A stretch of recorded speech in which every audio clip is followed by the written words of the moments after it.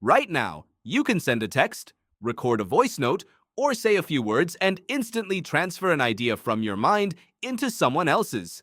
It feels so normal that you barely notice it. But the real answer is far stranger. For almost all of human history, language as you know it did not exist. There was a time when your ancestors looked at one another, felt fear, curiosity, hunger, and love, yet had no words to describe any of it. Imagine waking up in a world where nobody can tell you a story. Nobody can explain a plan. Nobody can ask a question. The sound of a human voice exists, but it carries no sentences, no grammar, and no names. How would anything get done? At first, it sounds impossible.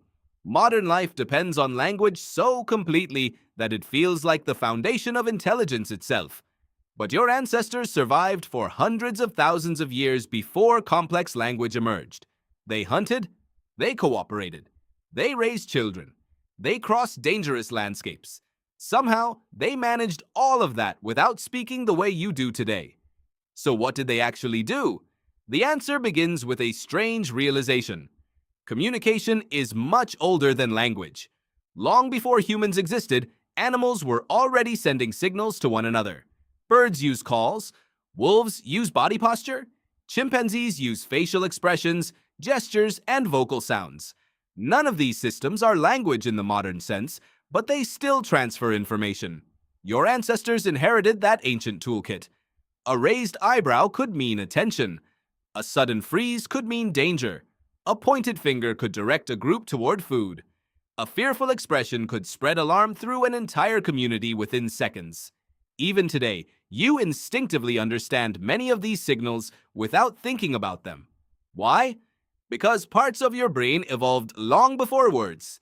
The neuroscientist Giacomo Rizzolatti helped discover what became known as mirror neurons. These are brain cells that activate both when you perform an action and when you watch someone else perform it. Although researchers continue debating their exact role, the discovery highlighted something important. Human brains are built to understand the actions of others. You do not need a sentence to recognize fear on a face. You do not need grammar to understand that someone is reaching for food.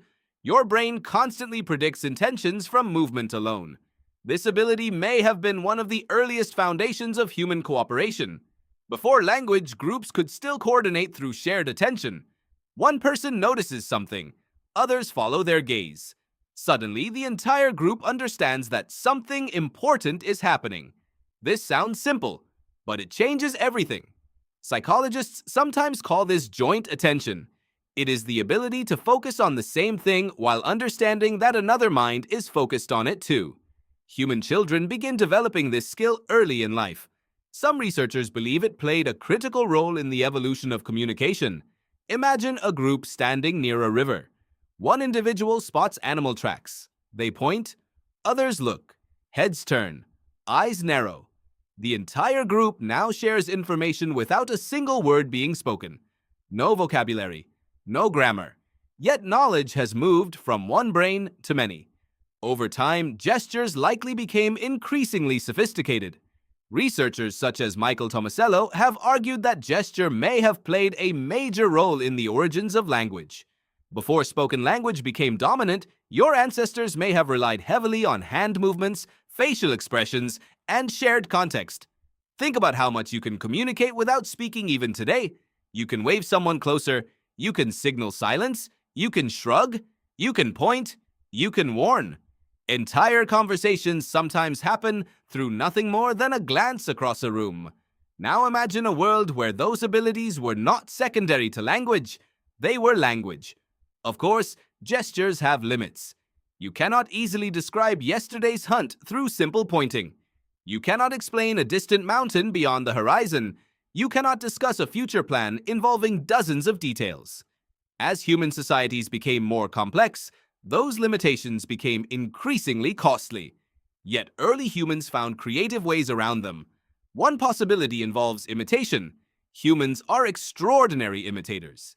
The psychologist Andrew Meltzoff spent decades studying imitation and its role in learning. Even infants copy facial expressions. This tendency allows knowledge to spread without formal instruction. Imagine learning how to shape a stone tool. Nobody gives you a lecture. Nobody explains angles or force. You simply watch. Then you copy.